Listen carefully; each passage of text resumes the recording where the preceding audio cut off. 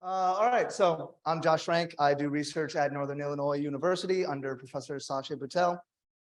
We are working on a human-assisted robotic sampling project for aquatic microorganisms. Our current project objectives, we were testing a high-throughput sampling device, working on design upgrades based on field and lab test results. And we worked on the design of a robotic boat that will be able to utilize such a device for automatic sampling in Lake Michigan. So our key deliverables, our device redesigned, we made a version 3 focused on ease of use and reducing of cross-contamination between our samples. In our lab testing with version 3, between cod ends, which is our sampling unit where we hold our samples, in inactive cod ends, we only had 0.7 to 0.4% cross-contamination, 0.7 plus or minus 0.4% cross-contamination between our samples, compared to the previous version 2, which had a high cross-contamination of 9.5%, plus or minus 7.9%. Field tests with the version 2, so that was with the previous version, in a local Lake Chavanaugh, revealed that we had 3 plus or minus 4.3% cross-contamination between the cod ends, in terms of the number of Daphnia found in a single 1 milliliter subsample of our cod ends.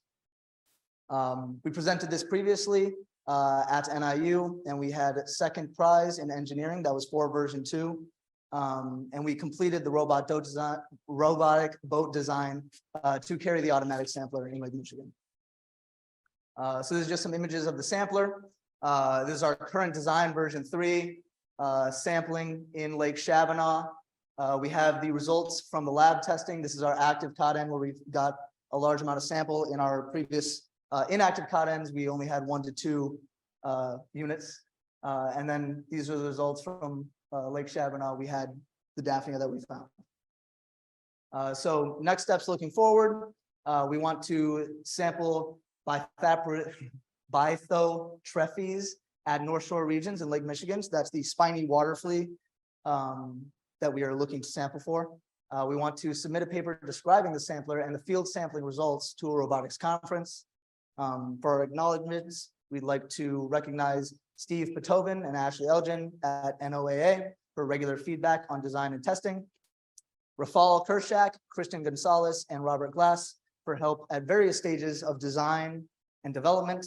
And we'd like to thank the Illinois Indiana Sea Grant.